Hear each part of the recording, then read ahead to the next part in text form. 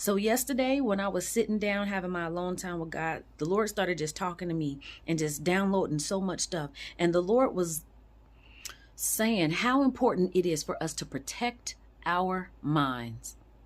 We have to protect our minds at all costs because the devil wants our mind. If he can get our mind, he can get the whole body. He can get the rest of us. He can get the entire family, the entire household, if he can get your mind. This is why we got to make sure that we pay attention to what we allow into our lives, what we participate in, what we listen to, what we watch. Because all the devil needs is an opportunity to work. All he needs is an opportunity to come in. Listen, demons come in through an opening, through a crack, through a crevice. They come in any way they can to take over.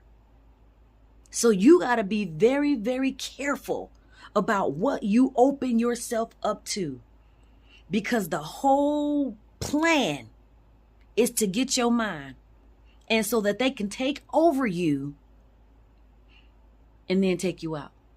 That's the whole plan. This is why it's important for you to protect your mind at all costs. That's why you got to have a prayer life. You got to have a relationship with God. You got to get into the word of God for yourself. You can't take nobody else's word for it. You got to go and do the research and the studying for yourself so that you can grow. And then when you grow, you can start helping others. It's important to protect your mind, because your mind is the battlefield. That's where you got to fight. You got to fight because thoughts are going to come in. They're going to come in, but it's up to you to decide, when them thoughts come in, what am I going to do with them? Am I going to allow them to stay? Am I going to allow them to take residence? Or am I going to combat them? Am I going to fight them? Am I going to push them out and then replace them with the word of God? That's why we got the word of God. But you won't know what's in it until you get into it. You won't know what's in it until you get in it. You got to get into the word of God so the word of God can get in you.